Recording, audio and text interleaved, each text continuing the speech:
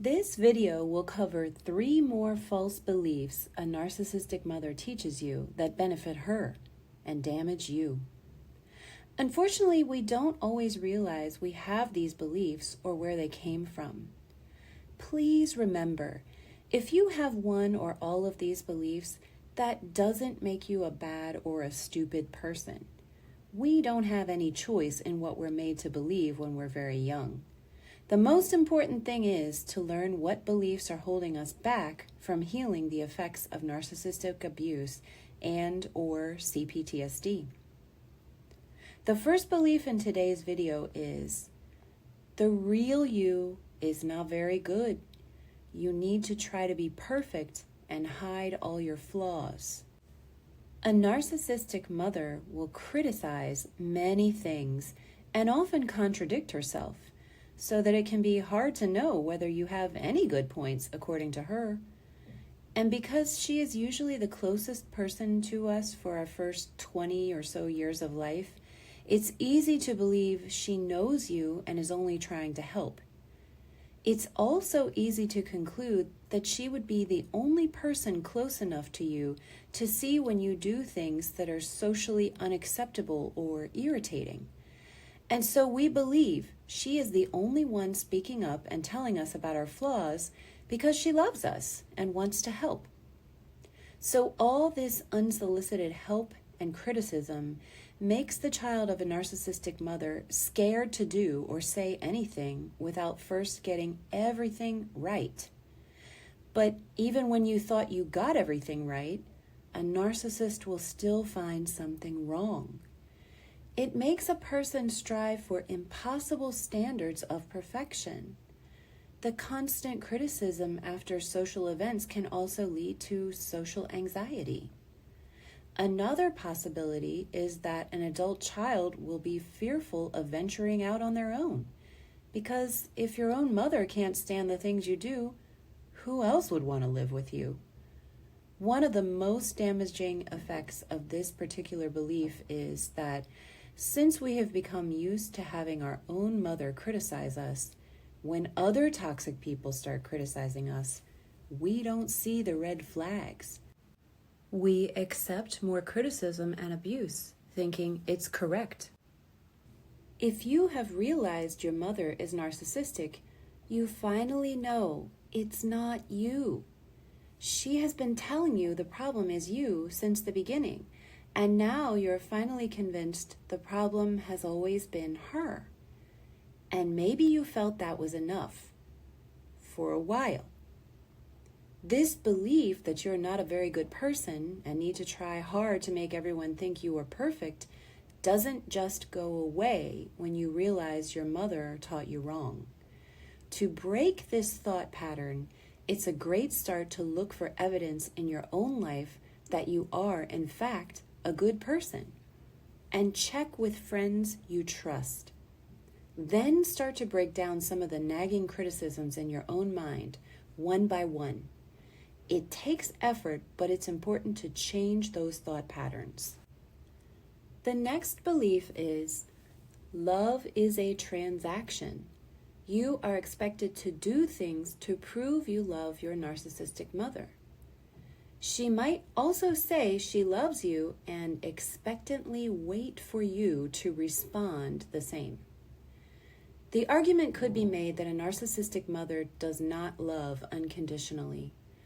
A small baby or child needs unconditional love to develop in healthy ways. But a narcissistic mother constantly asks her children to prove that they deserve her love.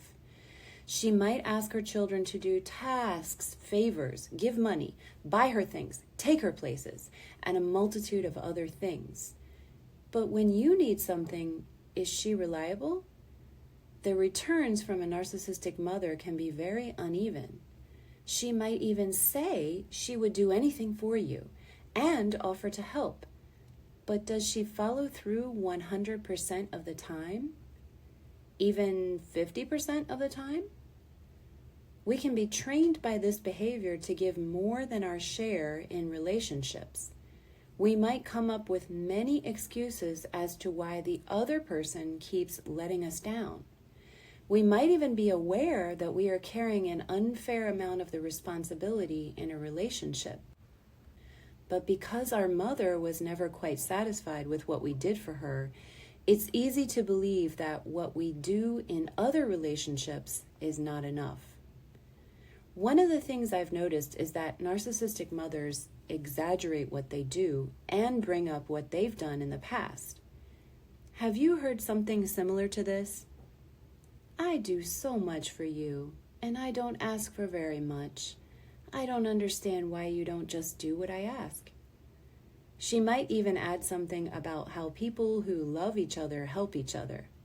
Wow, it's hard to think straight when bombarded with logic like that, isn't it? I found one book that helped me put things in perspective was Stop Caretaking the Borderline or Narcissist by Margalis Fjellstedt. She puts things so plainly that I found it helped me get over the cognitive dissonance, which is that struggle we have with whether a person really loves us and is good for us, in spite of the evidence that maybe they do not and are not. The next belief is, you don't have the right to privacy. This can be both about your personal thoughts and actions and your personal space. You know that your narcissistic mother loves to ask you questions about your personal life. And even when it's clear you don't feel comfortable sharing, does she still try to get that information out of you? Even if it's something confidential another person told you? You've probably gotten the message that it's better to just tell her everything. Just tell her everything. If you don't, you'll be accused of being secretive or even of hiding something you've done wrong. This can affect us in two ways. We can share too much too early with other people, or we can decide nothing is safe to share and we can avoid other people. Regarding your personal space, when you were living at home, did your narcissistic mother sometimes burst into your room without warning? Did she knock on the door or even come in the bathroom while you were inside? If you complained that she was invading your privacy and should have waited just a few minutes, did she respond by saying that you were too sensitive or selfish? And why did you get so upset over such a little thing? It's normal for a parent to be concerned about some things their child might be doing. But if your mother has a personality disorder, she goes too far. She isn't really concerned with what you're doing so much as she enjoys interrupting and causing you to be upset. And if she does accuse you of doing something wrong, have you had the experience that her accusations are really strange? Especially when you've already proved that you're trustworthy. It's like she doesn't trust you and thinks the worst of you, even though she's never had much reason to doubt you. This can make a person start to doubt themselves. This kind of behavior makes the child of a narcissistic mother understand that they have no right to basic privacy and can make us think we don't deserve any personal time or space. Or it can make us irritated by little things and afraid to live with others at all. If even having a roommate isn't safe, how could it be possible to have a romantic relationship? We could come to the conclusion that being alone is the only safe thing. Healing from this erroneous belief takes some serious work, but it's worth it. One of the best things to do is to start looking at some of the things your mother may have accused you of in the past. Could it really be the case that she was the one who really did those things or had those thoughts? Narcissistic people don't see much beyond their own selves, and they want to project their own bad thoughts and behavior onto anyone else. Since you are the one who was around and accessible, that might have been you.